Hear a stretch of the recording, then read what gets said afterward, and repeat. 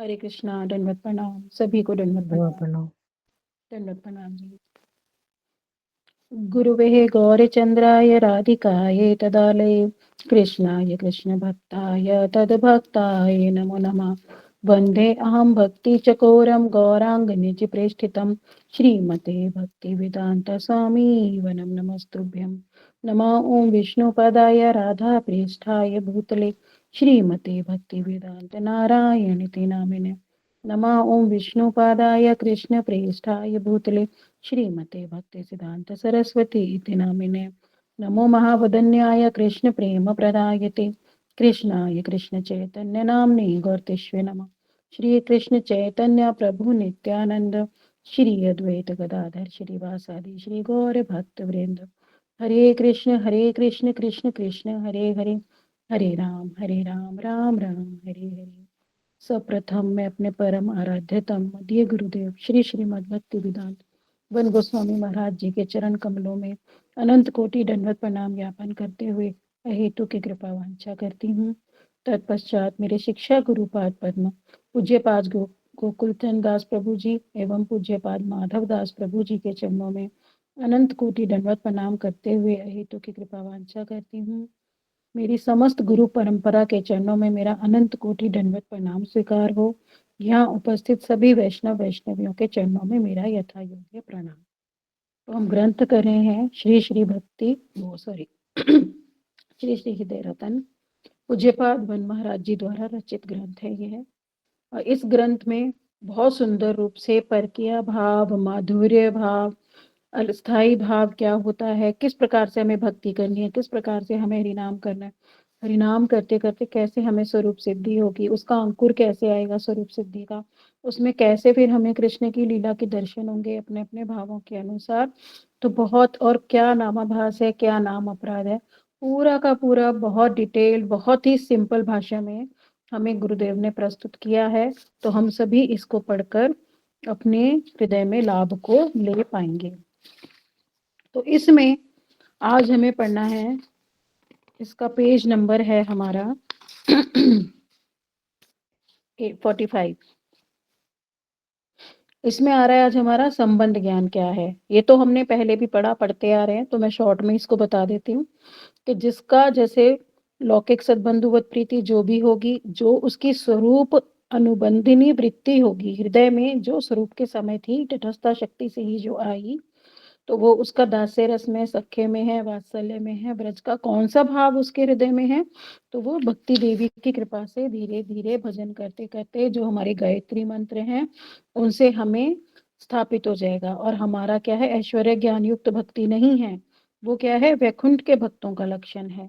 और माधुर्य लोगों का जो लक्षण है, माधुर्य भक्तों का, वो लोग गोलोक वृंदावन के प्रति ही उनका वैशिष्ट्य है। तो भक्ति विनोद ठाकुर कह भी रहे हैं कि धीरे धीरे हमारा अति इंद्रिय स्वरूप यानी जो सिद्ध स्वरूप है उसकी धीरे धीरे अनुभूति होगी। उसका भी क्रम बता दिया कि कैसे अनुभूति होगी। धीरे धीरे जब अनर्थ निवृत्ति हो जाएगी, जब शुद्ध नाम होगा, तब क्या होगा, हमें धीरे धीरे प्रकट होंगे हरिनाम ही अपने स्वरूप में कृष्ण के रूप में प्रकट हो जाएंगे। तो जिनके हृदय में कृष्ण के प्रति सख्य भाव है, वहां सख्य रूप में सख्य लीला उन्हें दिखेगी जब वो हरिनाम करेंगे। जिनके हृदय में बालक भाव है, कृष्ण के प्रति वात्सल्य भाव है, तो वहां बालक के रूप में कृष्ण दिखेंगे।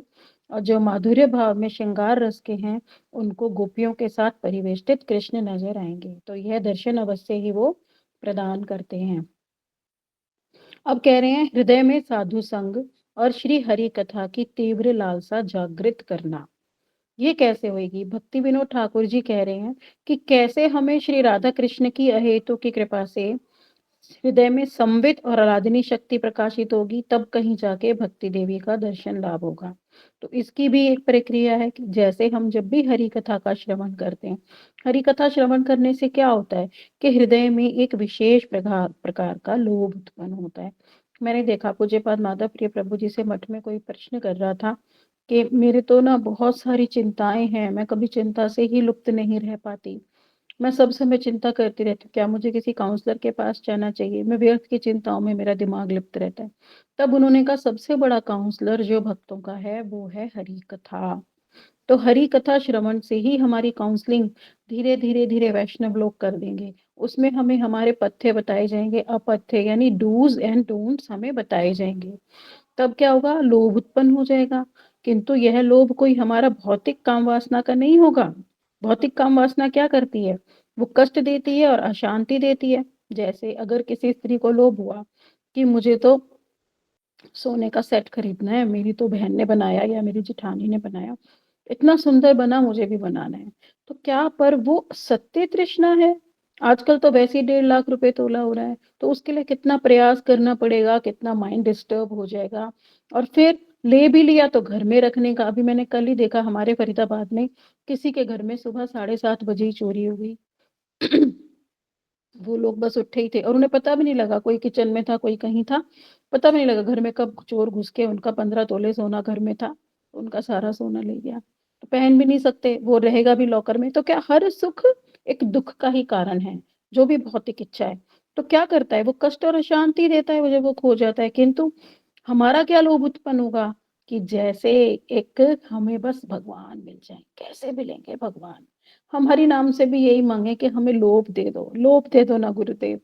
लोभ आ जाएगा तो हमारी भक्ति अपने आप सुष्ठु रूप से चलने लगेगी। कह रहे हैं जैसे उदाहरण दे रहे हैं कि लोभ के बारे में बता रहे हैं कैसे? एक छोटे बालक ने देखा कि छोटे मुख का कोई पात्र है और मेरी मैया ने उसमें जामुन डाल दिए और जामुन मैया ने वो धूप में रख दिए। अब क्या हुआ जो बालक को जामुन लेने हैं तो उसने उस पात्र में जैसे सुराही जैसा पात्र हम समझेंगे कि मुँह उसका छोटा है और नीचे से वो बड़ा है। तो उसने उसमें हाथ डाला, किंतु क्या हुआ जामुन अंदर से पकड़ लिया और अब उसका हाथ निकल नहीं रहा। अब तो वो उसमें फँस गया, तो उसे बड़ा कष्ट हो रहा है। तो इसी प्रकार से हमारी सांसारिक कामना है। श्रीमद् भागवतम में भी बताया और गीता में भी बताया कि हमें सांसारिक लोभ का परित्याग करना ही पड़ेगा। नरोत्तम दास ठाकुर जी भी बता रहे हैं, कृष्ण सेवा कर्म अर्पणे क्रोध भक्त द्वेषी जने लोभ साधु संग हरि कथा मोह इष्ट लाभ बिने मद कृष्ण गुण गाने नियुक्त करीबो यथा तथा। प्रेम भक्ति चंद्रिका का है ये। कह रहे हैं बड़े इसको बड़े ध्यान से सुनेंगे। इसमें हमारा बताया काम, क्रोध, लोभ, मोह, मत्सरता जो हमारी है, उसको हम भक्ति में कैसे लगाएँगे। तो इसके लिए नोट्स बना लेंगे सभी। मैंने देखा गुरुदेव से प्रश्न करते हैं, गुरुदेव मैं तो बड़ा कामी हूँ, मैं तो बड़ा क्रोधी हूँ, मैं कैसे इसे भगवत सेवा में लगाऊँ? तो यहाँ पे गुरुदेव ने यही बात बड़े सुंदर रूप से बताई है। तो कह रहे काम भाव। काम भाव क्या है? हमारी कामनाएँ, इच्छाएँ, तो उसको मैं क्या करूँगा? कृष्ण सेवा की उत्कंठा में नियुक्त कर दूँगा कि मैं कितनी सेवा करूँ कृष्ण की, कितनी सेवा करूँ। तो जो मेरी कामनाएँ और इच्छाएँ हैं, जिसे हम काम भाव कह रहे हैं, वो हम कृष्ण में लगा देंगे उसको भी। और क्रोध, क्रोध मैं उन लोगों के प्रति करूँगा जो भक्तों से द्वेष करते हैं, जो भक्तों के द्वेषी हैं, जो भक्तों के विरोधी हैं, मैं उनके प्रति क्रोध करूँगा। तो क्रोध में अपना कहाँ पे मेरे हृदय में रहेगा तो क्रोध और काम भी रहेगा, काम तो मैं कृष्ण के प्रति लगा दूँगा। क्रोध मैं किसके प्रति लगाऊँगा? जो भक्तों के द्वेष करते हैं वो। और लोभ किस चीज़ में लगाऊँगा? जो लोभ हमें माया का है, जो लोभ हमें धन का है। तो ये हमारी क्या है? हमारे अंदर की मत्सर वो तो है ना, दोष है ना हमारे कहते हैं ना हमारे अंदर दोष है काम, क्रोध, लोभ, मोह, मत्सरता। तो हम इनको दोषों को कहाँ लगाएँगे अपने? ताकि ये दोष हमारे सुंदर हो जाएँगे, सारे के सारे दोष हम अपने कृष्ण में अर्पित कर देंगे। तो कह रहे हैं लोभ, लोभ किसमें लगाऊँगा कि मेरा साधु संग में लोभ हो, मुझे हरि कथा श्रवण का लोभ हो जाए, मुझे हरि नाम करने का लोभ हो जाए। तो लोभ जो वस्तु है, वो हमारी संसार में लगने की बजाय, वस्तुओं की, धन की प्राप्ति करने की बजाय किसमें लग जाएगा? हमारा साधु संग और हरि कथा में। अपने प्रिय प्रभु के साक्षात दर्शन और उनकी साक्षात सेवा प्राप्त नहीं होने के कारण विरह उत्कंठा से साक्षात भगवत दर्शन और उनकी साक्षात सेवा प्राप्ति के लिए मेरा मोह होगा। अब देखो मोह कितना सुंदर बता दिया कि क्या है, मुझे तो साक्षात सेवा प्राप्ति हो नहीं रही, मुझे तो साक्षात दर्शन हो नहीं रहे, तो मैं विरह का अनुभव करूंगा। और जब विरह का अनुभव होगा, अरे मुझे कब साक्षात दर्शन हो जाएंगे, कब साक्षात दर्शन हो जाएंगे, इसके प्रति फिर मेरा मोह हो जाएगा। तो मोह किस में लगाएंगे? उत्कंठा में कि कैसे कृष्ण के दर्शन हो जाए, मुझे उनका बड़ा विरह हो रहा है, मुझे बड़ी जैसे हमें होता है ना, हमारा पुत्र या पति या बेटी कहीं चली जाती है दूर, तो हमें कितना उसके प्रति विरह होता है, कब आएगी कब आएगी, तो हमारा सारा मोह उसके प्रति लग जाता है। कब आएँगे वो, कब मिलेंगे, कब दर्शन होंगे, कब मेरा पुत्र आएगा, कब मेरी पुत्री आएगी। तो क्या है वो मोह भी हम कृष्ण में लगा देंगे कि कब मुझे दर्शन दोगे कृष्ण, कब दर्शन दोगे? मुझे बड़ी याद आ रही है आपकी। फिर कह रहे हैं मद को मत्तता में रूपांतरित करके श्री कृष्ण के गुण कीर्तन में प्रमत्त हो जाऊंगा। तो जो मद है, मद भी बता दिया कि मद आनंद में अंधा है, माया के आनंद में। मुझे अच्छा मोबाइल मिल गया, मैं यहाँ घूमने चले गए, हम नए कपड़े ले आए, कितना आनंद हो जाता है। हमने पार्टी मनाई, हमने टिकटॉक टिकटॉक डांस किया, है ना, हमने किटी पार्टी की। तो उसमें क्या है, हम अंधे हो जाते हैं, कुछ भी बस उत्सव मना के आ गए। क्या था उत्सव? क्या यही सारे जीव खा लिया, पी लिया, बस मस्ती करके नाच गाना करके हो गया? उसमें क्या भगवत संबंधी कुछ चर्चा हुई? नहीं हुई। आत्मा के कल्याण की कोई बात हुई? नहीं हुई। इन्हीं इंद्रियों की तृप्ति करके, कुछ खा पी के, कुछ निंदा करके, कुछ खुश होके हम बस आ गए। तो उसमें क्या है, हम अंधे हैं, मत्त हैं। तो किसमें मैं मत हो जाऊंगा? किसमें मत होऊंगा? श्री कृष्ण के गुण कीर्तन में, हरे कृष्णा महामंत्र में। देखा आपने, इस्कॉन टेम्पल में देखा, हमारे गौड़िया मठ में देखा, परिक्रमाओं में देखा, कैसे हरे कृष्णा महामंत्र पे पागलों की तरह सब झूमते हैं। हरे कृष्णा ऊंचा ऊंचा उछलते हैं, नाचते हैं। तो उसमें मैं मत किस में होऊंगा? हरे कृष्णा महामंत्र में। तो हम अपने काम, क्रोध, लोभ, मोह, मद को कहाँ लगाएंगे? भगवत सेवा में नियुक्त कर देंगे। तो उससे क्या होगा? हमारी आत्मा का स्वरूप जाग जाएगा, और जब स्वरूप सिद्धि हो जाएगी तो नित्य लीला में सेवा मिल जाएगी, और फिर हम इस भव बंधन से पार हो जाएंगे। अब आगे आगे और भी फिर इसको बता रहे हैं डिटेल में। तो लोभ कह रहे हैं साधु संग हरि कथा। लोभ हरि कथा श्रवण के लिए होना चाहिए, रसगुल्ला खाने के लिए नहीं। तो यहाँ पे गुरुदेव एक एग्जाम्पल बता रहे हैं। बड़ी ये वाली कथा ना गुरुदेव बार बार श्रवण कराते रहते हैं, इसके थ्रू बड़ा हास परिहास भी होता है। तो इसमें ना गुरुदेव शिष्यों के प्रकार बताते हैं कि कैसा शिष्य है, कि क्या उसका लोभ हुआ। तो एक बार गुरुदेव ने कहा शिष्य से अपने कि जाओ बाजार से ना 4 रसगुल्ले लेकर आओ। तो वो केवल एक ही रसगुल्ला लेकर आया। तो गुरुदेव ने पूछा, अरे मैंने तो तुम्हें 4 रसगुल्ले लाने को कहा था, तो तुम ये एक ही रसगुल्ला क्यों लाए हो? तो शिष्य बोला, आपने ही तो कहा था कि खरीदने से पहले चखना चाहिए। तो एक रसगुल्ला तो मैंने चख लिया गुरुदेव, ठीक है।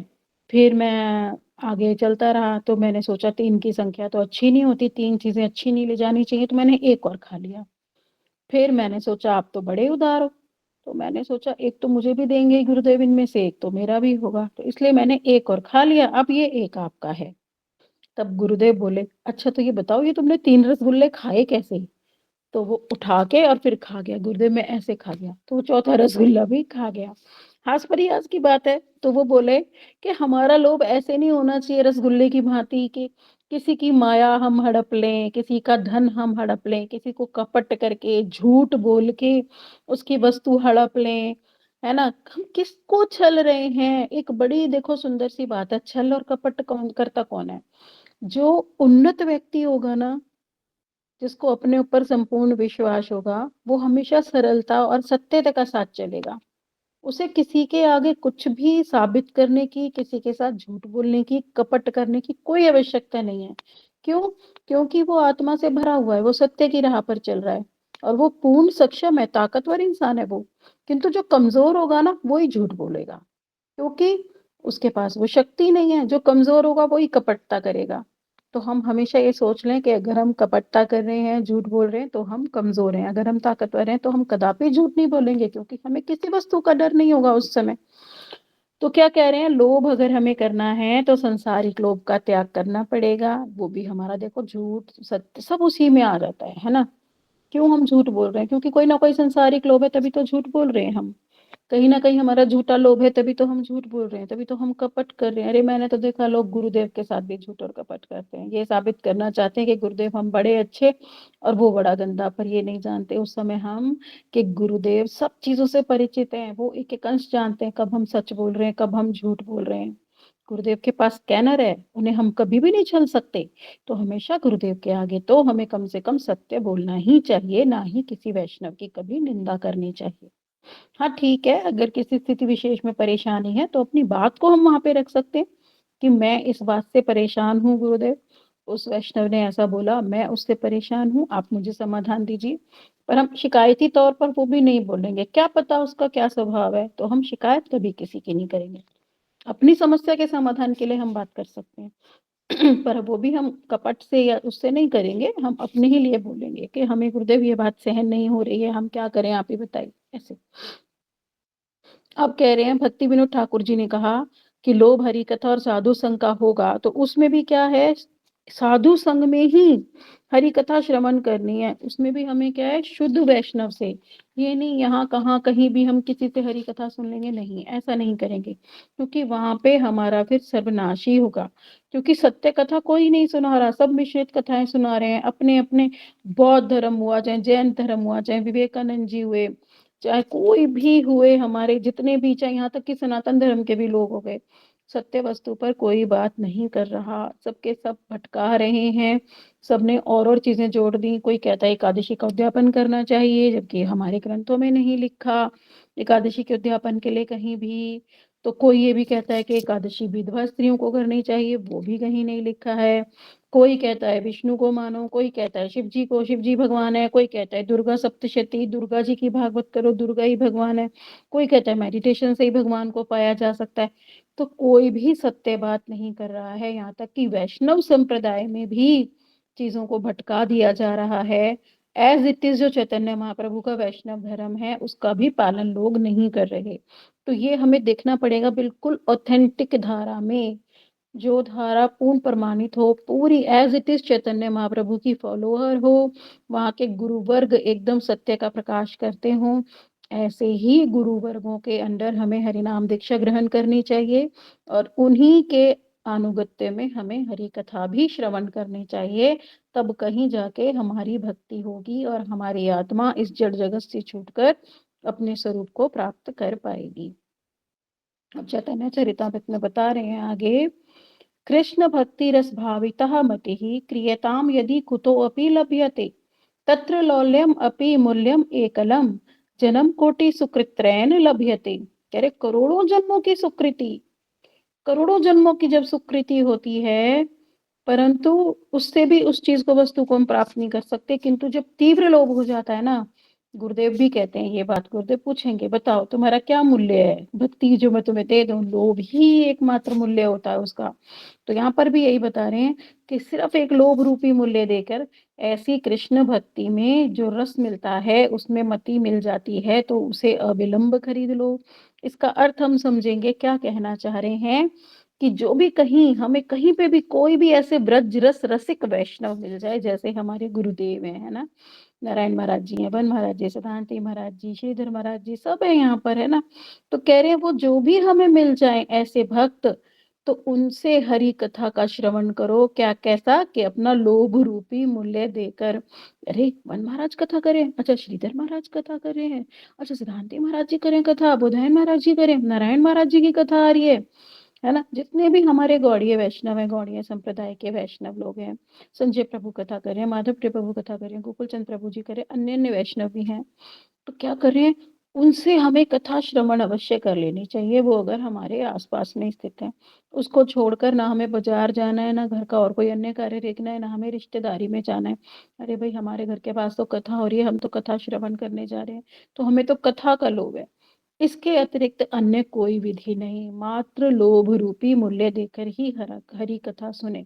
तो कम से कम मेरी करबद्ध प्रार्थना है यहाँ सभी से कि अपने अपने गुरुदेव जब भी हमारे समक्ष उपस्थित हो, हमारे आसपास में उपस्थित हो, हमारे आसपास के मठों में उपस्थित हो, तो कम से कम हम अपने गुरुदेव के मुख से तो हरि कथा श्रवण करें, कि हम गुरुदेव की कोई कथा नहीं छोड़ेंगे, हम गुरुदेव का संग नहीं छोड़ेंगे।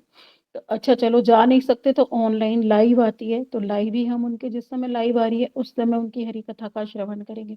तो ये लोभ हम देंगे, क्योंकि ब्रज रस रसिक वैष्णवों में भी सर्वश्रेष्ठ कौन है, हमारे गुरुदेव। अब कह रहे हैं श्रीला भक्ति विनोद ठाकुर जी आगे वर्णन कर रहे हैं कि केवल सुकृति के बल पर ही हम ब्रज प्रेम नहीं प्राप्त कर पाएंगे, तो क्या पलेगा, लोभ।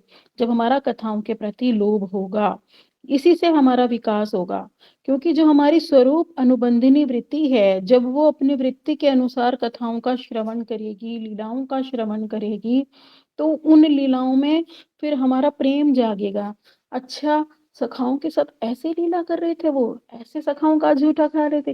अरे! काश मैं भी वहाँ होती, मैं भी कृष्ण का झूठा खा लेती, है ना? काश मैं कृष्ण के साथ कबड्डी खेल रही होती, काश मैं कृष्ण के साथ गिल्ली-डंडा खेल रही होती।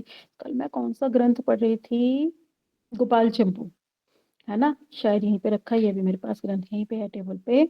तो इसमें इतना सुंदर बबीता दीदी कुछ कह रहे हो आप?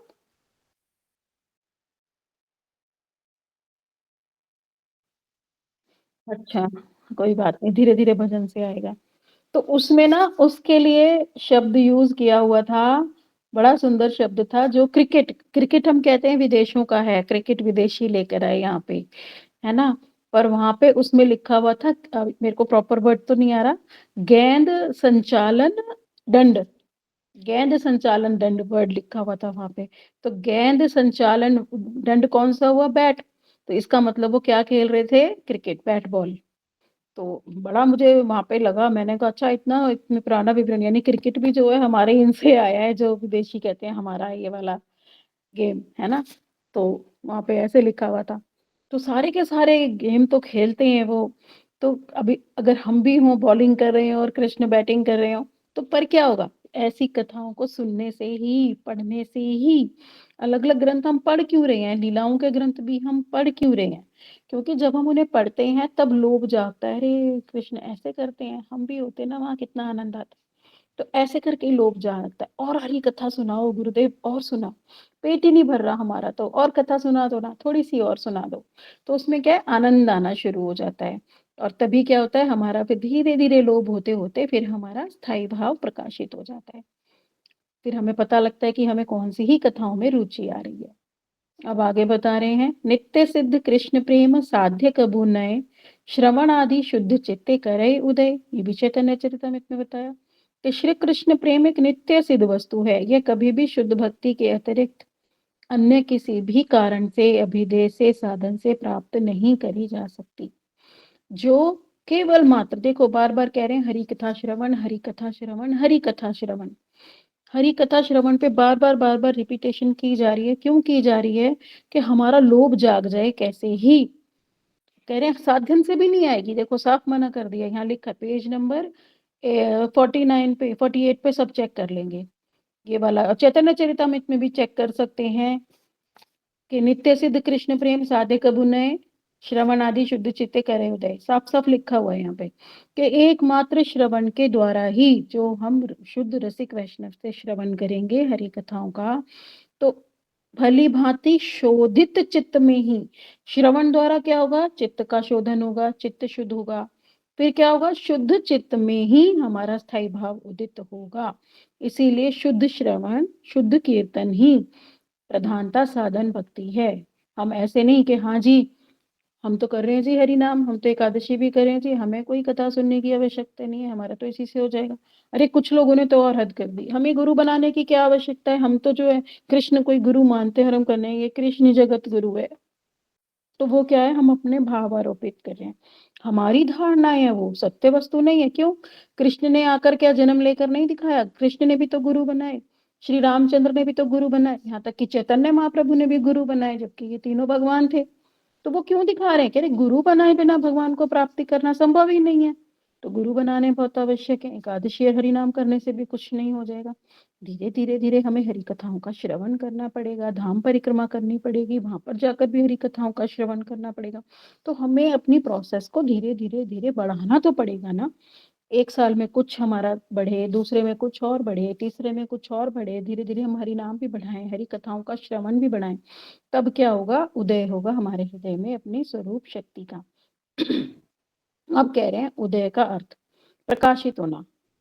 उदय का अर्थ बता रहे हैं कैसे उदय होगा, कैसे प्रकाश होगा? जब हम हरि कथा का श्रवण करेंगे, तो वो शक्ति आपके हृदय में प्रकाशित हो जाती है। ये तो मैंने गुरुदेव के मुख से भी श्रवण किया। गुरुदेव बोलते हैं इस बात को कि जब तुम गुरु के सामने बैठकर कथा का श्रवण करते हो ना, तो क्योंकि गुरु चित्त पुरुष है, तो वो उस कथा को तुम्हारे अंदर ग्रहण करने की, प्रकाश करने की क्षमता को भी प्रदान करते हैं।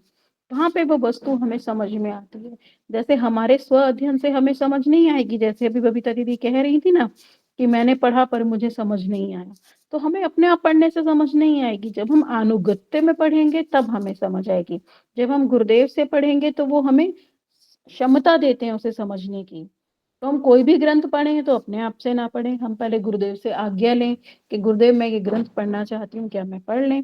तब गुरुदेव कहेंगे हाँ, तुम पढ़ो, तब जाके गुरुदेव ही हमारे हृदय में आकर उस ग्रंथ का पठन-पाठन कराते हैं। जी दीदी।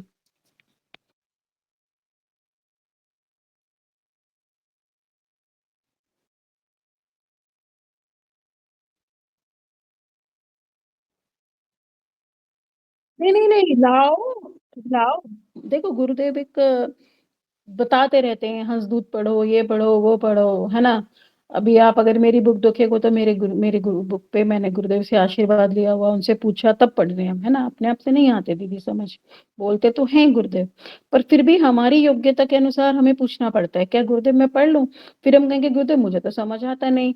तब गुरुदेव कहेंगे मैं समझाऊँगा तुम्हारे हृदय में बैठकर, तब हमें समझ आ जाएगा, फिर गुरुदेव स्वयं पढ़ाते हैं हमको। अब कह रहे हैं आगे।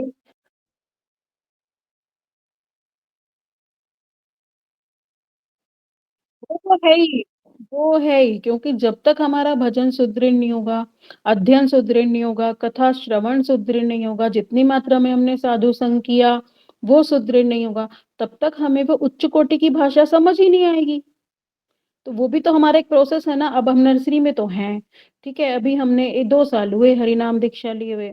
अभी हमने कुछ पढ़ा भी नहीं, हमें अपने परिक्रमाएँ भी नहीं करी, अभी कथाएँ श्रवण भी इतनी नहीं करी और हम कहें हम 12वीं की बुक पढ़ लें, तो फर्स्ट के बच्चे को तो 12वीं की बुक समझ नहीं आएगी ना।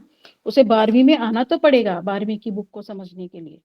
तो ये प्रोसेस है कि हम और उसी तरह से गुरुदेव भी आज्ञा देते हैं, जैसे-जैसे जिसका जितना लेवल आता जाता है, उस हिसाब से जब वो शब्दों को पढ़ता है क्योंकि वोकैब्युलरी बढ़ चुकी होती है, कथाओं को समझने की। अब कथाएँ बहुत सारी गुरुदेव से श्रवण की हुई हैं, वैष्णवों से श्रवण की हुई हैं, सारी कथाओं का बहुत बार निचोड़ भी देखा, अलग-अलग वैष्णवों के मुख से भी सुनी, परिक्रमाओं में भी सुनी।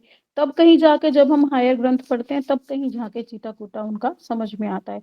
अब हम कहें ये अनाधिकार चेष्टा हो जाती है कि हम फर्स्ट क्लास में अगर 12वीं की बुक लेके बैठ गए, अरे बाप रे! कुछ तो समझ में नहीं आएगा फिर। तो इसलिए उसकी योग्यता भी आनी चाहिए। तो सारी चीज़ें इसमें सारी एक साथ मिक्स नहीं हो पाती हैं। अब कह रहे हैं श्री बृहद भागवतामृत में वर्णन है कि गोप कुमार की कथा है हमारे बृहद भागवतामृतम ग्रंथ में। गोप कुमार गए, कहाँ गए? वैकुंठ धाम गए, वहाँ पे संतुष्ट नहीं हुए। फिर वो अयोध्या गए, द्वारका गए, मथुरा गए, किंतु वो कहीं पर भी संतुष्ट नहीं हुए। क्यों? क्योंकि उनका स्वरूप क्या था? जो उनके हृदय में स्वरूप था, वो था सख्य भाव का गोलोक वृंदावन में। इसलिए जब वो स्वर्ग में गए, वहाँ भी उन्हें चैन नहीं पड़ा। फिर वो सत्यलोक भी गए, वहाँ भी चैन नहीं पड़ा। फिर वो शिवलोक भी गए, वहाँ भी उन्हें अच्छा नहीं लगा। तो धीरे-धीरे ऊपर-ऊपर के लोकों में अयोध्या गए, मथुरा गए, द्वारका गए, वहाँ उन्हें आनंद ही नहीं आ रहा। वो कह रहे हैं मेरा कुछ मिसिंग हो रहा है, मेरा कुछ मिसिंग हो रहा है। तो जब वो गोलोक धाम में पहुंचे ना सख्य भाव में, वहां पे कृष्ण गौएं चरा रहे थे, वहां जाके उन्हें ना आनंद आया। क्यों? क्योंकि उनका स्वरूप था। तो कह रहे हैं जिस प्रकार से जीव जब श्री कृष्ण की लीला का श्रवण करना आरंभ करता है, तो धीरे धीरे क्या होता है उसके हृदय में और अधिक लीला कथाओं का श्रवण का लोभ हो जाता है और धीरे धीरे उसका जो चिन्मय स्वरूप है यानी जो जीव स्वरूप अनुबंधिनी वृत्ति जो उसके हृदय में वृत्ति है जो उसका स्वरूप है वो उसके हृदय में धीरे धीरे अनुभव होने लगता है और फिर वो ही उसके वृत्ति जो होती है वो ही उसके चित्त में स्वतः प्रकाशित होती है। देखो इसका उदाहरण दे रहे हैं जड़ जगत से जैसे सूर्यदेव आता है तो अंधकार अपने आप ही चला जाता है। अंधकार तो सब जगह था ही ना, पर जब सूर्य आया तो अंधकार अपने आप चला गया। तो जैसे ही अनर्थ निवृत्ति हुई तो जैसे जीव का स्वरूप अपने आप ही प्रकाशित हो गया, फिर उसकी जरूरत ही नहीं है। इसीलिए कह रहे हैं साधक को हरिनाम जप किस प्रकार करना चाहिए। इतना सुंदर उदाहरण इस वाले गीत को गुरुदेव हमेशा मंगल आरती के बाद गाते हैं। जय राधे गोविंद जय राधे गोविंद जय जय श्याम सुंदर मदन मोहन वृंदावन चंद्र जय जय राधा रमण रास बिहारी श्री गोकुलानंद जय जय राधा रास बिहारी श्री गोकुलानंद जय राधे गोविंद जय राधे गोविंद जय जय ललिता विशाखा आदि जय सखी वृंद। बहुत सुंदर गाते हैं। इसमें क्या देखो नाम देखो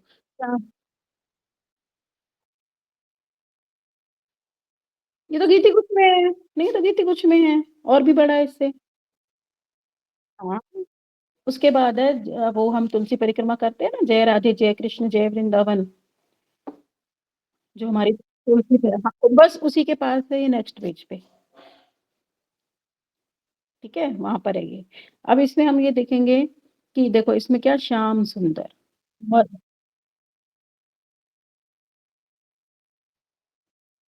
अच्छा, अच्छा, चलो अब आ गई आपको समझ, है ना? तो वो कह रहे हैं राधे गोविंद, है ना? गोविंद कौन है? किसको जो सारी गोपी सबको आनंद प्रदान करते हैं। फिर श्याम सुंदर मदन मोहन कौन है? सबके मदन मोहन है, सबको मोह लेते हैं वो। फिर कह रहे हैं राधा रमन रास विहारी कौन है? वो राधा जी के साथ रमण करते हैं और रास विहार करते हैं। गोकुल आनंद गोकुल में सबको आनंद प्रदान करते हैं। सारी ललिता विशाखा आदि सभी सख्य वृंद उनकी जय जयकार करती हैं। तो किसके रूप का यहाँ पे वर्णन हो रहा है? ये सारा का सारा रूप वर्णन है ब्रजेंद्र नंदन श्री कृष्ण, जो कि गोलोक धाम के हैं, जो मोर पंख लगाते हैं, जो वंशी बजाते हैं, जो ग्वाले हैं। यहाँ पे हम द्वारकाधीश की बात नहीं कर रहे, मथुराधीश की बात नहीं कर रहे, उनसे अलग हैं। ब्रज के नंदन ही मूल कृष्ण हैं। उनका फिर वो जो है द्वारका में और मथुरा में वो मूल कृष्ण नहीं है, वो आगे उनका एक्सपेंशन है। अब कह रहे हैं कि ऐसा हो रहा है माधुर्यमयी नाम है, इसीलिए गुरुदेव ये सारे नाम लेते हैं माधुर्यमयी नाम के, हमारे हृदय में उनका माधुर्य तो प्रकाशित हो, इसीलिए हमें भी ये रोज गाना चाहिए। कह रहे हैं उनकी सुमधुर लीला कथाओं से ये संबंधित है। और क्या है, भक्ति विनोद ठाकुर जी कह रहे हैं हरिनाम चिंतामणि में कि जो श्री कृष्ण की नव नवायमान लीला है वो धीरे धीरे इन नामों के कीर्तन से साधक के चित्त में उदित होने लगती हैं। जैसे गुरुदेव ने पहले भी बताया, मंत्रमयी उपासना और स्वरसी की उपासना। तो स्वरूसिकी में तो हमें जब स्वरूप सिद्धि हो जाएगी तब उसमें हम लीलाओं में प्रवेश करेंगे और सेवा करेंगे, किंतु अभी हम क्या करेंगे? मंत्रमयी उपासना करेंगे। कोई भी मंत्र है हमारे या फिर गुरुदेव जो भी कथाएं हमें सुना रहे हैं उन कथाओं का हम चिंतन करेंगे। पीछे हमें बताया भी किस प्रकार की लीलाओं का चिंतन करना है। तो कह रहे हैं हमें मंत्रमयी उपासना ही अभी कर सकते हैं।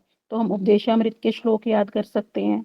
अच्छा, अब ऐसे कह रहे हैं जैसे अगर हम सुंदर एग्जाम्पल बता रहे हैं, अगर हमें एक सुंदर फूल माला बनानी है तो हम उसके लिए क्या करेंगे? भिन्न भिन्न प्रकार के पुष्पों को इकट्ठा करेंगे, माधवी मालती बेली चमेली। तो इसी प्रकार से कह रहे हैं कि क्या करना होगा, हमें मंत्रमय उपासना भागवतम लेनी पड़ेगी और ग्रंथों में से श्लोक लेने पड़ेंगे। सारे श्लोकों को हमें इकट्ठा करना पड़ेगा, उन श्लोकों से याद करनी पड़ेंगी लीलाएं, एक एक श्लोक में कितनी कितनी लीलाएं हैं, तो फिर उन लीलाओं का हमें चिंतन करना पड़ेगा। इस प्रकार से हमारी मंत्रमयी उपासना हो जाएगी। इसमें उदाहरण भी दिए थे, कथाएं बताई थी। आज फिर से दोबारा से उसी एक लीला को फिर से दोबारा से इसमें भी रिपीट करेंगे, इसलिए ताकि हमारा भजन सुदृढ़ हो सके। अब कह रहे हैं रूप गोस्वामी जी टेर कदम्ब में कदम्ब के वृक्ष के नीचे बैठकर भजन कर रहे हैं और वो हरे कृष्णा महामंत्र का जप कर रहे हैं और उनके हृदय में युगल की मधुर लीलाएं आ रही हैं। और रूप गोस्वामी जी देख रहे हैं, देखो सुंदर सुंदर लीला देख रहे हैं रूप गोस्वामी जी। तो उनकी लीला आ रही है कि श्री ललिता सखी की आज्ञा अनुसार श्री रूप मंजरी ने भिन्न भिन्न प्रकार के रंग बिरंगे अद्भुत पुष्पों का चयन किया। देखो मैं आज फिर से बता दूं, पता तो होगा सभी को क्योंकि गुरुदेव ने बहुत बार बताया कि हमारा स्वरूप कहाँ पर है। हम हैं, हम कह रहे हैं हम मंजरियां हैं, तो मंजरियां कहाँ, क्या हमने कभी श्रवण किया था कि राधा रानी की सखियां, उन सखियों में भी ललिता सखी के यूथ में हमारी रूप मंजरी के यूथ में हमारी रमण मंजरी के अनुगत्य में हम सभी। तो हमें ये भी बता दिया कि क्या हमारी प्रोसेस है जाने की। रमण मंजरी हमारी रूप मंजरी के अंदर है, रूप मंजरी हमारी ललिता सखी के अंदर है। तो हम क्या है, ललिता जी के गण हैं रूप मंजरी के अंदर पर किया भाव में। तो कह रहे हैं अब क्या, ललिता सखी ने कहा रूप रूप जाओ तुम जाकर रंग बिरंगे अद्भुत फूल लाओ। वो फूल लेकर आई और उनने बहुत ही सुंदर हार बनाया। हार बनाकर श्रीमती राधिका जी के घुंघराले केशों में सजा दिया। इस कथा को ध्यान से सुनेंगे क्योंकि ये बताया जा रहा है कि हमें ऐसी कथाओं का चिंतन करते हुए हरि नाम करना चाहिए। तो कह रहे हैं तभी वहां गिरिराज गोवर्धन की कंदरा से एक मयूर आया, वहां पे मोर आ गया। मोर ने अपने पंखों को फैलाया, फैलाकर वो नृत्य करने लग गया। नृत्य करते करते जैसे ही उस मोर की दृष्टि पड़ी, राधा जी के उत्तम निराले पुष्प, कितने सुंदर-सुंदर पुष्प और कितना सुंदर उनका गुंथन और उससे जो उनके केश सजाए गए थे, तो मोर को तो लज्जा हो गई। अरे! इतना सुंदर! मेरे तो पंख इतने सुंदर नहीं हैं। तो जो फैलाकर इतराकर नाच रहा था, वो सोचने लगा कहाँ इनके केश, इनका सौंदर्य और कहाँ मेरे ये पंख, बिल्कुल बेकार लग रहे हैं इसके आगे तो। तो मेरे पंखों की तो इनके साथ कोई तुलना ही नहीं है। तो इसीलिए कह रहे हैं साधारणतः क्या है वर्षा ऋतु में जब मोर करता है नृत्य तो सब प्रशंसा करते हैं, कितना सुंदर है जी, मेघ के पंख कितने सुंदर हैं। और जब-जब मेघ गरजते हैं तब-तब मोर का हृदय नाचने लगता है, उल्लास से भर जाता है। पर वो सोचता है कि मेरे पंख तो बहुत सुंदर हैं, तभी सब प्रशंसा करते हैं। किंतु जब उसने राधिका जी के केशों की शोभा को देखा, इतने सुंदर केश, मेरे पंखों की तो इनके आगे कोई तुलना नहीं। तो वो क्या हुआ लज्जित होकर गिरिराज जी की कंधरा में दौड़ गया, वापस चला गया। श्री रूप गोस्वामी जी अपने सिद्ध स्वरूप में आविष्ट होकर इस सुंदर लीला का दर्शन कर रहे हैं। उनके हृदय में श्री युगल की एक और मनोहर लीला की स्फूर्ति हो गई।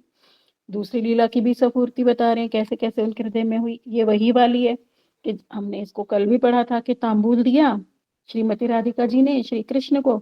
कृष्ण ने उसे चबाया। राधिका जी तो उनके लाल होंठ देख रही थी कि कितने अनुरागवती हैं ये मेरे प्रति। परंतु कृष्ण ने सोचा कि इनको मेरा वो चाहिए, उत्तिष्ठ चाहिए। उन्होंने क्या करा, राधा जी के मुँह में डालने के लिए आगे मुख बढ़ाया तो राधा जी को मान हो गया, अरे हटो, ये क्या कर रहे हो तुम?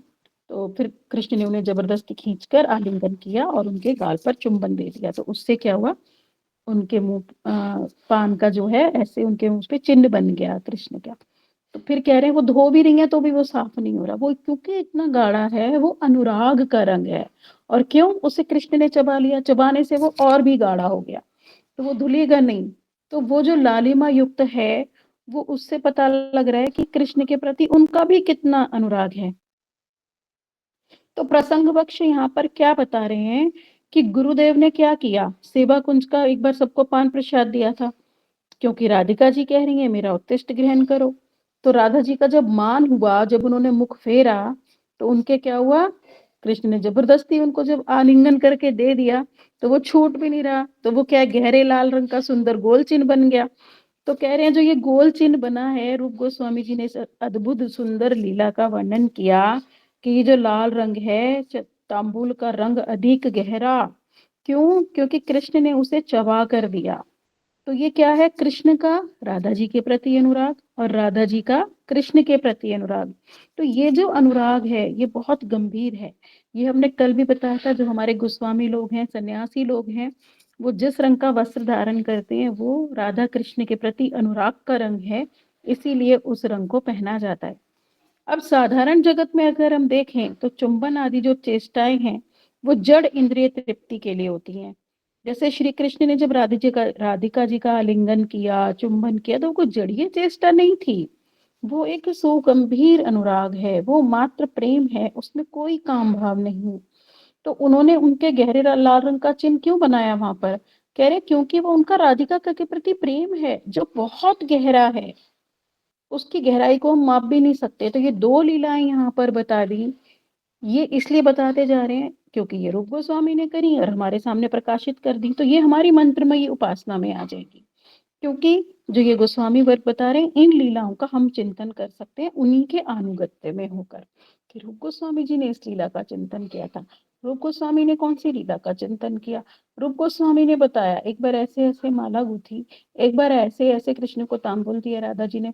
तो हम उसका चिंतन करेंगे, हम अपनी मनगढ़ंत किसी अन्य लीला का चिंतन नहीं करेंगे।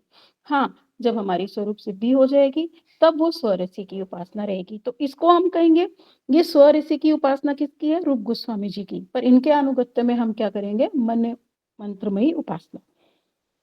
अब आगे बता।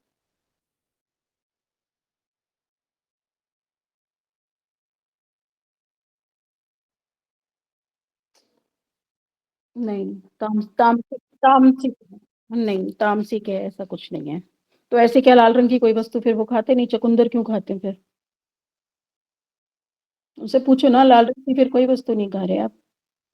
चेरी नहीं खा रहे, अनार नहीं खा रहे, फिर अनार क्यों खा रहे हो? कुछ भी सुनती हो दीदी आप। आप ये तो कोई भी दीदी बस आप नाम मत लेना किसी का यहाँ पे। हाँ, किसी का नाम नहीं लो और इन वस्तुओं को मत सुनो क्योंकि गाजर ही तो लाल नहीं है, लाल तो और भी वस्तुएँ हैं, क्या तुम उनको नहीं खा रहे हो फिर? तो ये तो तर्क वहाँ खत्म हो गया ना, ठीक है? चलो, आगे क्या है? एक अब कह रहे हैं हमारे गोस्वामी वर्ग प्रतिदिन 1 लाख हरिनाम करते हैं। ये बता रहा है षट गोस्वामी अष्टकम में हमारे। संख्या पूर्वक नाम गान नति भी कालावसानी कृतो निद्राहार विहार कादि विजितो चान्त्ययत दीनो च यो राधा कृष्ण गुण स्मृतिर मधुरिमानंदेन सम्मोहितो वंदे रूप सनातनो रघुयुगो श्रीजीव गोपाल को। क्या कह रहे हैं यहाँ पे? मैं श्री रूप सनातन आदि उन 6 गोस्वामियों की वंदना करता हूँ जो अपने समय को संख्या पूर्वक नाम जप संकीर्तन एवं संख्या पूर्वक प्रणाम आदि के द्वारा व्यतीत करते थे। क्या करते थे वो? 1 लाख हरिनाम जप तो करते ही करते थे। और क्या करते थे? जिन्होंने अपनी निंद्रा पर, अपने आहार पर, अपने विहार पर विजय प्राप्त कर ली थी। निंद्रा, आहार और विहार आदि पर विजय प्राप्त करने का क्या? कि नींद लेनी है 2 घंटे से ज़्यादा वो नहीं सोते थे। आहार हमने देखा खाली एक दोने छाछ में ही वो रह जाते थे। खाने पे भी हम समय क्यों वेस्ट करें? हमारा शरीर इसी में चल जाएगा और हमें 24/7 भजन करना है। और विहार हम इधर-उधर नहीं जाएँगे। हम सिर्फ़ अपने राधा पदांकित भूमि पर रहकर ही भजन करेंगे। इधर-उधर अन्यत्र घूमने की चेष्टा नहीं करते थे तो उस पर उनकी विजय थी और स्वयं को अति दीनहीन मानते थे। रूप गोस्वामी का तो हमने श्रवण किया। एक ही धोती के 2 टुकड़े, एक टुकड़े को नीचे लपेट लेते थे, एक तो ऊपर, बस। और कोई उन्हें वस्त्र की भी आवश्यकता नहीं थी। और राधा कृष्ण के गुणों के स्मृतिजनक माधुर्य में आनंद के द्वारा वे विमुग्ध रहते थे। तो हमारे रूप गोस्वामी और सनातन गोस्वामी पाद की तो कितनी सुंदर सुंदर लीलाएं हमें श्रवण कराई जाती हैं। हम नंदगांव में टेर कदम पे जाते हैं तो टेर कदम की लीला कितनी सुंदर श्रवण कराई जाती है कि वो दोनों इष्ट गोष्ठी में इतने मस्त हो गए, इतने मस्त हो गए कि उन्हें पता ही नहीं चला इष्ट गोष्ठी करते करते कब राधा रानी आ गई, क्योंकि उनकी खीर खाने की इच्छा हो रही थी। राधा रानी दूध चावल चीनी सब ले आई। तो वो बोले हम पे तो बनाने का भी समय नहीं था, तो उन्होंने ही चूल्हा जलाकर बना भी दिया और उन्हें पता ही नहीं राधा रानी आई है और खीर बना के भी चली गई। तब उन्होंने जब वो खाई तब कह रहे इतना दिव्य है इसका स्वाद। तब उन्हें लगा रही है तो हमारी राधा रानी बना कर गई। तो दोनों खूब रोए कि हमने राधा रानी को कितना परेशान कर दिया।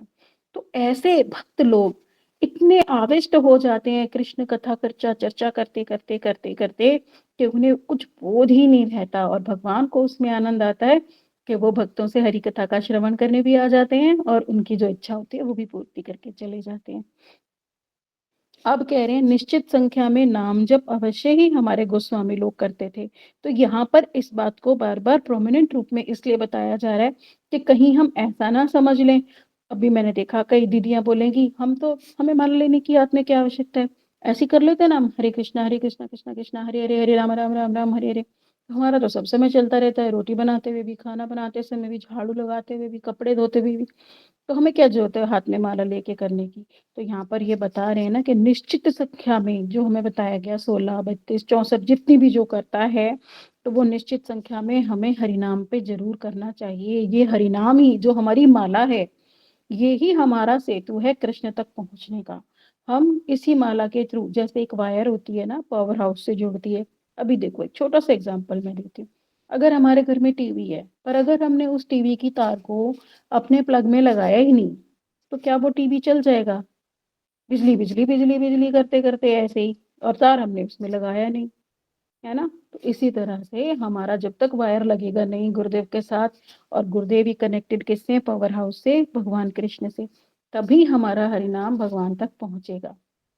इसलिए हमें माला पे संख्या पूर्वक जो हमने संख्या बांधी है हरिनाम करना बहुत आवश्यक है और ये अति आवश्यक अंग है ये भी बता रहे हैं बार बार।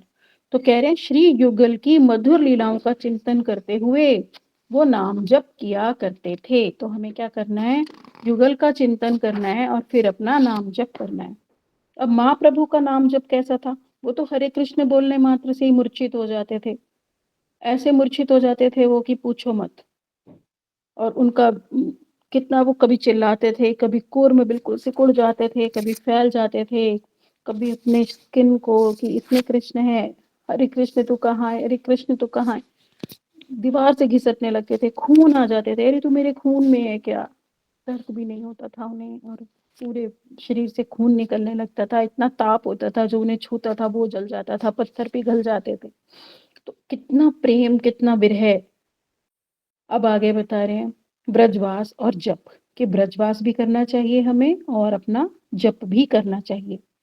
कह रहे हैं श्री नाम का जप हमें क्या करना चाहिए? अपने अपने व्यक्तिगत भाव के अनुसार, यानी जो हमारा स्थायी भाव है, और गोस्वामी वर्ग द्वारा रचित श्लोकों के भावों में भी हमें निमग्न होना पड़ेगा। हम श्रीमन महाप्रभु की धारा में हैं, तो उन्हीं की धारा में हमारे रूप गोस्वामी, जीव गोस्वामी, रघुनाथ दास गोस्वामी, इन सब के जो जो भी इन्होंने लीलाओं का चिंतन किया, इन्होंने जो भी ग्रंथ लिखे, कितनी कितनी लीलाओं के ग्रंथ भी हैं। उज्जवल नीलमणि में भी कितनी सारी लीलाएं रूप गोस्वामी ने दी हैं, उन लीलाओं का भी हम चिंतन कर सकते हैं। तो कह रहे हैं उनके चिंतन में हमें निमग्न रहना चाहिए। तो उपदेशामृत में उन्होंने बड़े सुंदर रूप से ये पद्धति भी बता दी, है ना? कि तन राम रूप चरितादि सुकीर्तनानु स्मृति और अक्रमेणा रस नाममसी नियोज्य तिष्ठन ब्रजे तद अनुरागी जनानुगामी कालम ने दखिल इति उपदेश सारम।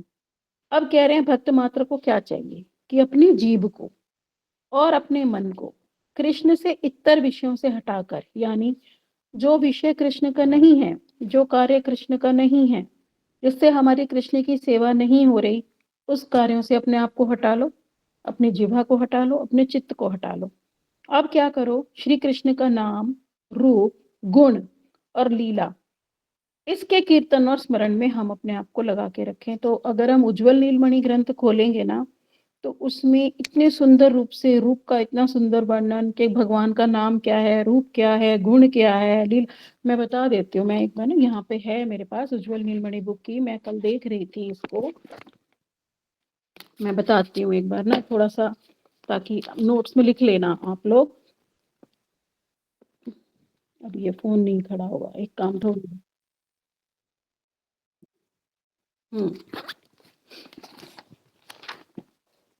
इसका पेज नंबर चल रहा है, उद्दीपन प्रकरण प्रकरण में हम आएंगे ना, दशम, इसमें दशम अध्याय में। अगर हम उद्दीपन प्रकरण में इसके आते हैं, तो इसमें लीलाओं में बताया गया, कायिक गुण बताए गए, गुणों में भी, और इनका जो है 7 प्रकार के कायिक गुण थे, क्योंकि मैं पढ़ ही रही थी आजकल इसको ना। कायिक गुण 7 प्रकार के बता दिए, और इनके वयस के गुण बताए, आयु के कि कैसे इनका यौवन है, कैसे, पूरा ही पढ़ना पड़ेगा आपको। दशम में ना पूरा इनके गुण बताए गए, नाम, रूप, गुण और लीला। यही उद्दीपन प्रकरण में बताया हुआ है सारा का सारा, कि जितने भी ये अनुभावों को बताया जा रहा है, उद्दीपनों को, कितने प्रकार के उद्दीपन है इसमें बताए गए। वाचिक गुण, ये बड़े बैठेगा दीदी, आपका पेज नंबर है 423। ठीक है, इसमें आप जाओगे ना, मानसिक, वाचिक, कायिक और भेद, इससे भी गुण इनके 3 प्रकार के बता दिए।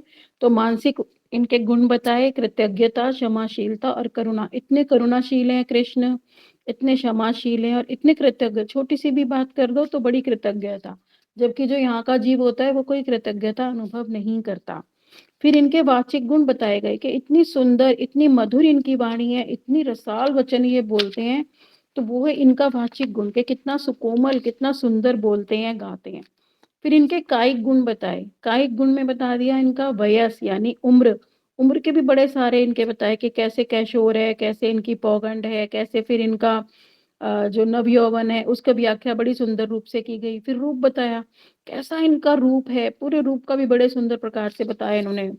रूप के भी कितने प्रकार बता दिए इन्होंने, इनकी स्किन ऐसी है, इनका मुख ऐसा है, इनकी आंखें ऐसी हैं, इनकी अंग कांति ऐसी है, इनकी कोमलता ऐसी है, लावण्य, सौंदर्य, अभिरूपता, माधुर्य और मार्दव यानी कोमलता। तो कितने ये 7 प्रकार के इनके कायिक गुण बताए।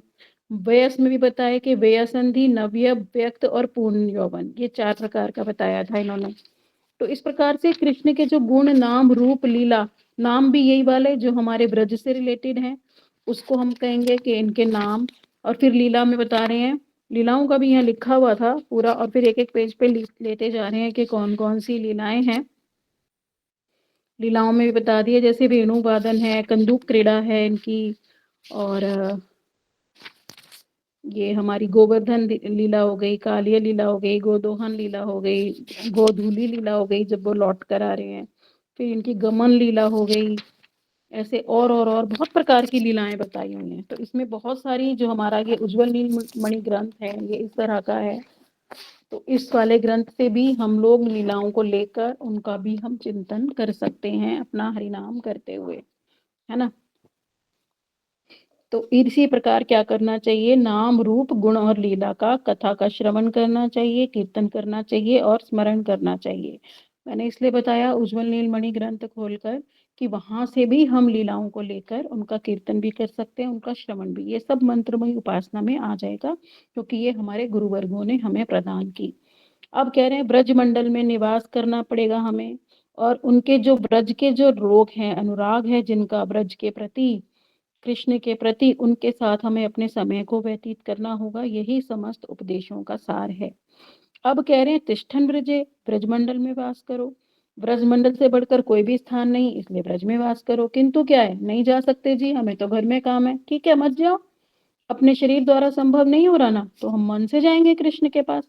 मन से तो जा सकते हैं। अब कह रहे हैं प्रश्न आएगा कि मन से कैसे जाएं जी हम कृष्ण के पास। समाधान फिर भाई राधा कृष्ण के नाम, रूप, गुण, लीला इत्यादि का स्मरण करते हुए नाम जप करने से मानसिक ब्रजवास हो जाता है, और ब्रज धाम की इस महिमामृत को हम स्मरण करते हुए प्रेम में विभोर होकर इसका हम गान करते हैं। तो अभी इसमें जो हमारा वृंदावन परिक्रमा का भजन है, जय राधे जय कृष्ण जय वृंदा, कर देती हूँ कंप्लीट, 10 मिनट लगेंगे, चैप्टर फिर हमारा ये समाप्त हो जाएगा। जी हम गाते हैं ना सुबह सुबह, इसको आज हम समझ लेंगे। जब हम सुबह तुलसी परिक्रमा करते हैं उस समय इसे हम गाते हैं, जय राधे जय कृष्ण जय वृंदावन, श्री गोविंद गोपीनाथ मदन मोहन। तो इसमें हमारी किसकी परिक्रमा हो गई, श्रीमती राधिका जी, श्री श्री कृष्ण और श्री धाम वृंदावन की जय हो। यहाँ विराजमान तीन हमारे देवता, श्री राधा गोविंद देव जी, श्री राधा गोपीनाथ जी और श्री राधा मदन मोहन जी की जय हो। तो ये तीन मंदिर हमारी परिक्रमा हो गई। हमने इनकी जय कर ली, राधा जी की कर ली, कृष्ण की कर ली, वृंदावन की कर ली, और तीन हमारे जो मैंडेटिस इनकी कर ली। अब आगे आ जाओ जी।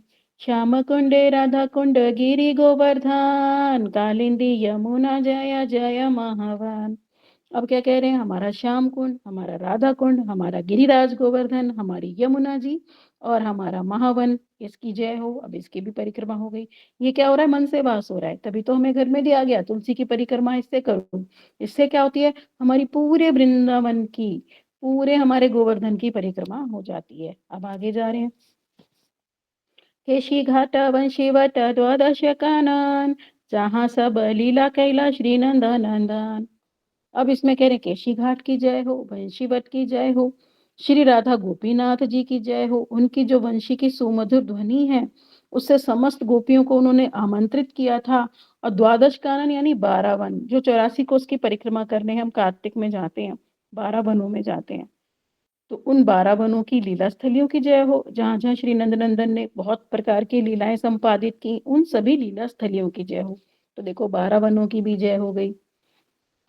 हम सब क्या कर रहे हैं, इनका चिंतन करते जा रहे हैं, इसीलिए तो हम परिक्रमा में जाते हैं, तो कि हमें ये करते करते उन लीलाओं का भी चिंतन हो। कहाँ गए थे हम, भांडीर बन गए थे, कहाँ गए थे हम, ताल बन गए थे, है ना, इस तरह से। अब आगे बता रहे हैं, श्री नंद यशोदा जया जया गोपगान, श्री दामादि जया जया धेनु बस्तेगान। अब श्री कृष्ण के नित्य माता पिता कौन, यशोदा मैया की जय हो, श्री नंद बाबा की जय हो, गोप गणों की जय हो, राधिका जी, अनंग मंजरी, उनके बड़े भैया श्री दाम जी की जय हो। श्री कृष्ण द्वारा रक्षित समस्त गोधन की भी जय हो, गवों की भी जय हो गई। अब कह रहे हैं, जय वृष भानु जया कृतिका सुंदरी, जया पूर्णमासी जया आभिर नगारी। तो श्रीमती राधिका जी के जो नित्य माता पिता हैं वृषभानु महाराज, उनकी माता कृतिका सुंदरी, पौर्णमासी जी की जय हो, जो कृष्ण के गुरुदेव श्री सांदीपनी मुनि की माता जी हैं, और श्री कृष्ण के सखा मधुमंगल और नांदी मुखी के माता मही हैं। आभीर कन्याओं की भी जय हो। आभीर कन्याएं उन्हें कहते हैं जो वहां पे झाड़ू पोछा इत्यादि सफाई करती हैं शौचालयों में, उनकी भी जय हो। आभीर नगरी। अब कह रहे हैं जय जय गोपेश्वर वृंदावन माज, जय जय कृष्ण सखा बटु द्विजराज। तो श्री धाम के जो क्षेत्र पालक है हमारे गोपेश्वर महादेव, जो हमारे वृंदावन में स्थित है, उनकी जय हो। और किसकी हो? कृष्ण के कौतुकी सखा, जो ब्राह्मण श्रेष्ठ मधुमंगल हो, मधुमंगल जी उनके सखा है ब्राह्मणों में, तो उनकी भी जय हो। अब कह रहे हैं जय राम घाट जय रोहिणी नंदन, जय जय वृंदावन यसियत जन। देखो मैं तो परिक्रमाओं में जा ही रही हूँ ना, 12 साल से लगातार पूरे महीने जाती हूँ मैं, तो मुझे एक एक स्थान ऐसे अंदर उद्दीपना हो रही है इसको पढ़ने में। कैसा वो राम घाट है, कैसा वो गोपीश्वर का टेम्पल है, कैसा वो वहां पे वंशी वट है जहाँ पे हम वंशी में कान लगा के वंशी सुनने का प्रयास करते हैं, कैसा केशी घाट है ना। तो अभी यहाँ पे बता रहे राम घाट की भी जय हो। वहां पे हम यमुना जी में जाते हैं आचमन करने। रोहिणी नंदन कह रहे हैं बलराम जी, क्योंकि बलराम जी ने रामघाट में गोपियों के साथ रास किया था, तो कह रहे हैं वहां पे रोहिणी नंदन ने रास संपादित किया। परम सौभाग्यवान अन्य अन्य समस्त वृंदावन वासियों की भी जय हो। जया द्वितीय जय नाग कन्यागान, भक्ति ते जहारा पैला गोविंद चरण। अब कह रहे हैं जो वैदिक ब्राह्मण पत्नी, यहाँ पे भी हम जाते हैं इस वाले स्थान पे, यज्ञ पत्नियों का स्थान है, वो भातरौल में स्थित है। तो वहां पर कह रहे हैं वैदिक ब्राह्मण पत्नियों की भी जय हो। फिर नाग कन्याओं की, जो हम कालिया देह पे जाते हैं जहाँ कालिया का दमन किया था, नाग कन्याओं की भी जय हो। और जिन्होंने प्रेम भक्ति के द्वारा गोविंद के चरणों को प्राप्त कर लिया, उनकी भी जय हो। आगे कह रहे हैं श्री रस मंडल जय जय राधा श्याम, जय जय रस लीला सर्व मनोरम। अब रास मंडल की भी जय हो, जहाँ पे उन्होंने रास किया। सर्व लीला मुकुटमणि अत्यंत मनोरम श्री रास लीला की जय हो। सर्वश्रेष्ठ लीला बताई जाती है कृष्ण की रास लीला। इसी में क्या है, वो सारे रसों का स्वादन करते हैं, जितने भी हमारे 49 रसों की जो सामग्री है, कंप्लीट रूप में, संपूर्ण रूप में किसमें विराजमान होते हैं? रास लीला में। इसीलिए इस लीला को सर्वश्रेष्ठ बताया गया। श्रीमती राधिका और श्री श्याम सुंदर की जय हो। अब कह रहे हैं जय जय उज्जवल रस सर्व रस सार, परे की अभावे जहर ब्रजे ते प्रचार। फिर आगे बता रहे हैं कि समस्त रसों के सार स्वरूप उज्जवल रस मधुर रस की जय हो, जिसका पारकीय भाव के रूप में ब्रज में प्रचार है। ब्रज में इसको क्या बोलता है? पारकीय रस। क्योंकि क्या है, स्वकीय गोपियां तो नहीं है, वो सब उनकी परकीय गोपियां हैं, इसलिए कह रहे हैं पारकीय भाव के रूप में ही जिसका ब्रज में प्रचार है। श्री जन्वा पादा पद्मम करिया स्मरण, दीन कृष्ण दास कहे नाम संकीर्तन। श्रीमन नित्यानंद प्रभु की शक्ति श्री जानवा देवी जी के चरण कमलों का स्मरण कर यह दीनहीन कृष्णदास नाम संकीर्तन कर रहा है। अब कह रहे हैं यदि आप प्रेम विभोर होकर श्री युगल के सुमधुर श्री नाम श्री धाम, उनकी मधुर अति मधुर लीलाओं का स्मरण करते हुए इन पदों का गायन करेंगे, तो अवश्य ही आपका चित्त उनमें पूर्णता निमग्न हो जाएगा, और उस समय आप स्वाभाविक रूप से केवल ब्रज में ही होंगे। यही है ब्रजवास। तो इसके थ्रू गुरुदेव ने हमें क्या बताया कि कैसे कैसे हम ब्रज में नहीं हैं, हम अपने ही घर में हैं, अपने ही घर में हम तुलसी जी की परिक्रमा कर रहे हैं, है ना, या फिर हम कीर्तन कर रहे हैं गीति गुज के कीर्तन खोलकर, ये हम अपने रूप गोस्वामी जी के, जीव गोस्वामी जी के ग्रंथ पढ़ रहे हैं, नारायण महाराज जी के ग्रंथ पढ़ रहे हैं, अपने गुरुदेव के ग्रंथ पढ़ रहे हैं। तो उन ग्रंथों में अब जैसे उज्जवल नीलमणि में मैंने पढ़ा, इतना सुंदर वर्णन किया, राधा जी की स्किन ऐसी है, इतनी उसमें इन्फल्जेंस है, ऐसे उनके नेत्र हैं, कटाक की भांति बाण मार रहे हैं। तो उनको चिंतन करते करते हमारे हृदय में कितनी कोमल है राधा रानी, कितने कोमल है श्री कृष्ण। राधा रानी की कोमलता का तो इतना सुंदर उज्जवल नीलमणि में व्याख्यान किया गया कि पुष्प पूरे के पूरे एकदम स्निग्ध हैं, सॉफ्ट हैं, पर फिर भी राधा रानी उस पर बैठकर उनको रैश हो गए, इतनी कोमल है वो। ना तो वो सूखे पुष्प, बिल्कुल ताजे पुष्प हैं, फिर भी उनको रैशेज हो रहे हैं, तो कितनी कोमल होंगी हमारी राधा रानी। कह रहे तो क्या होगा जब हम इन लीलाओं का चिंतन करते करते परिक्रमा करेंगे ना, तो हमारे हृदय में वो लीलाएँ स्फुरित होने लगेंगी, हमें राधा कृष्ण दिखने लगेंगे, कैसे उन्होंने लंगिया पहरा पहना है, कैसे वो क यमुना किनारे नाच रहे हैं, कैसे उन्होंने पीले वस्त्र पहने हैं, कैसे वसंत ऋतु आ गई है, कैसे इतनी सुंदर ऋतु में वो नृत्य कर रहे हैं, कैसे वो बात कर रहे हैं, कैसे वो चल रहे हैं, कैसे वो गौएँ चरा रहे हैं, कैसे उनके सखा हैं, कैसे उनकी लीलाएँ हैं। तो ये ही ब्रजवास है कि हमारे हृदय में नित्य प्रति ब्रज का चिंतन चलता रहे। श्रीधाम वृंदावन में सब समय वास करने की यही प्रक्रिया है कि आप शरीर से तो अगर हम शरीर से ब्रज में रह रहे हो और किंतु चित हमारा घर में लगाओ, संसार में लगाओ कि मेरे घर में क्या हो रहा है या मेरे रिश्तेदारों के यहाँ क्या हो रहा है, तो उससे क्या होगा? गया बेटा, गोल हो गए हम, फिर हमें कुछ नहीं ब्रज भाव मिलेगा। किंतु अगर हम शरीर से ब्रज में नहीं हैं और अपने घर में या जहाँ पे भी हमारे भाव अंदर से ब्रज के प्रति हैं, तो उसको क्या कहेंगे? ब्रज में वास हो रहा है, क्योंकि हृदय किसमें भावित है? ब्रज के भावों में भावित। उदाहरण के लिए कि कोई सुदूर अवस्थित साधक जन है और वो कार्तिक परिक्रमा में नहीं पहुंचा और क्या कर रहा है? उसका सब समय चित्त ब्रज में ही बन है। वो सोच रहा है, अरे गुरुदेव इस समय कथा कर रहे होंगे, गुरुदेव की कथा में सुन लेता हूँ लाइव। अच्छा, आज परिक्रमा नंदगांव गई है, टेर कदम गई है, अरे बड़ी सुंदर कथा हो रही होगी, चलो चलो मैं दर्शन करता हूँ। तो वो क्या कर रहा है? और ब्रजमंडल परिक्रमा ग्रंथ का भी प्रतिदिन पाठ कर रहा है। तो वो क्या कर रहा है? कार्तिक परिक्रमा में ब्रज में ना जाकर भी वो ब्रज में ही वास कर रहा है। क्यों? क्योंकि है तो वो उन्हीं भावों में निमग्न ना, उसके भाव तो इधर उधर नहीं जा रहे।